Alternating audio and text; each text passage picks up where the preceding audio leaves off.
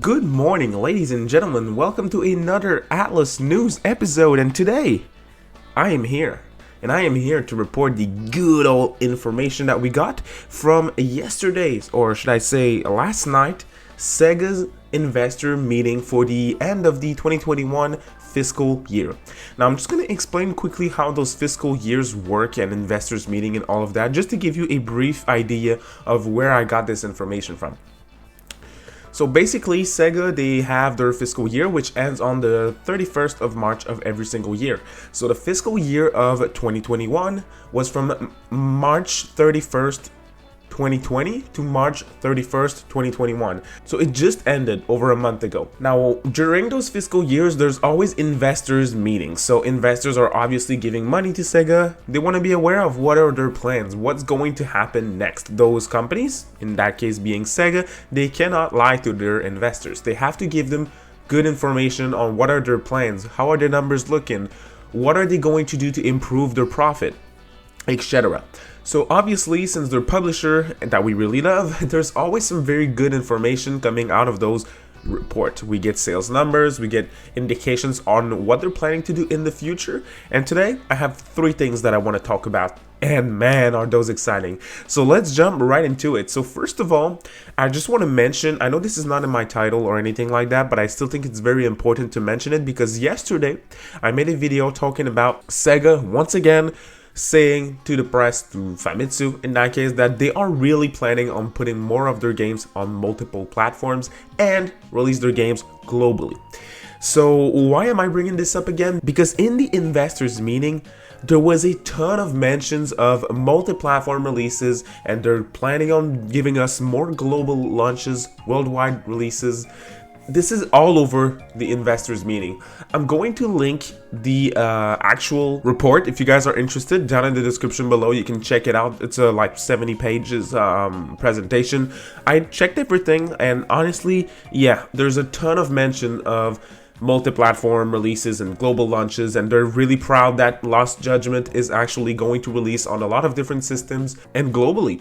So honestly, fantastic news overall, man. I cannot wait to see them give us more of those in the future because they keep saying that they want to do it. They've been doing a great job in recent years, but they still need to put a bit more work in. And with all of those information in mind now, I'm really happy to see that, yeah, this is definitely their goal. They're basically pushing the words multi-platform and global launches onto their investors' throats, so we know it's going to happen at some point.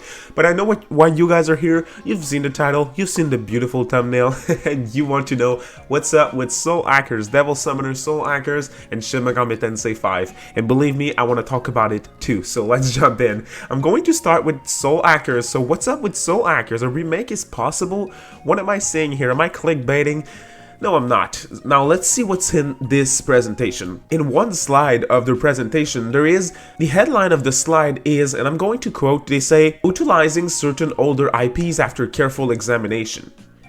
Then there's a couple of IPs that they are giving out as examples of older IPs that are kind of dormant that they could use after careful examination. There's a lot of IPs. There's Streets of Rage, there's Altered Beast, and then there's Soul Hackers, which is kind of interesting because they added Megami Tensei in the relevant and active franchise, but not Soul Hackers. So Soul Hackers is really in the dormant category.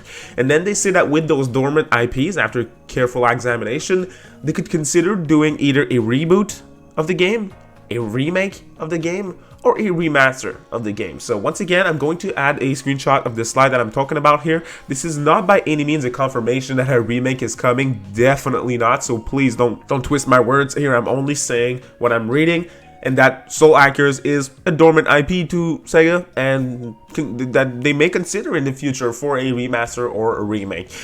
Personally, just with this in mind, I think there's some IPs that would probably do way better in the form of a reboot, remake, and all of that in that particular section of the presentation. So I don't really feel like it's going to happen, but still interesting to see that they added Soul Hackers in this little list of IPs that they could reuse in the future. Now, the moment that we've all been waiting for.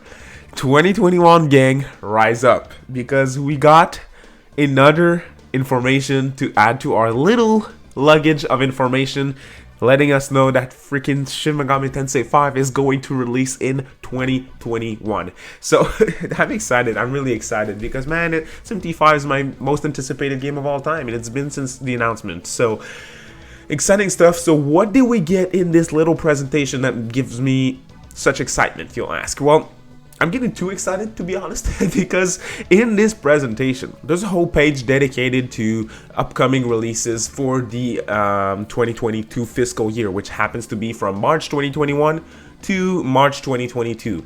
And Shin Megami Tensei V is in this presentation. So it confirms SMT5 to be in this 2022 fiscal year, which means that it will release between today, on the moment of recording this video, which is May 13th, and March 31st, 2022. So it is a possibility that it's delayed to like January, February, or March, but of course we're not gonna look at that, of course. So it is actually going to release before December 31st. I'm just kidding. So again, good news overall, because if it was delayed to like later in 2022, like some people are making out to be, it wouldn't be in this report, it wouldn't be there. So on this day, or actually on yesterday, because that was Japan time, Sega said to their investors that Shin Megami Tensei V is coming in this fiscal year. So I feel like if it was delayed like without a date, like some people are thinking, or delayed to just 2022 with no date, it would not be in there. It would be like maybe even the other fiscal year. So it is either going to stay a 2021 release, which I think it will stay a 2021 release, or it will be pushed to Q1 2022, being January, February, or March, but not after March 31st. So that's very good news. I'm excited. E3 is where it's at. So guys, tuning into E3, I will stream the whole thing. I have my week off for E3. I'm ready and I'm really excited. I have some very special plans for the live streams of E3, so I think you guys will have a blast. Maybe giveaways, maybe like some type of board with predictions that we will do before the show. No, I think it's gonna be very exciting. So tune in into the channel, guys. As always, if you're new, I'm covering everything when it comes to Atlus news. So if you want to stay up to date, subscribe, ring the notification bell to get notified whenever I upload. And if you enjoyed the good news today, drop a like. I really appreciate that. And my gang, 2021 gang, rise up in the comment sections below. Tell those frauds, Faz, King Narukami, let them know 2022 is ass. We're 2021 gang. So I want to see them hashtag SMT5 2021 in the comments. Spam them. Go ahead. I will have a blast reading them. So thank you all so much, guys. You're awesome. Have a great day and sleep well with those informations in mind. Bye.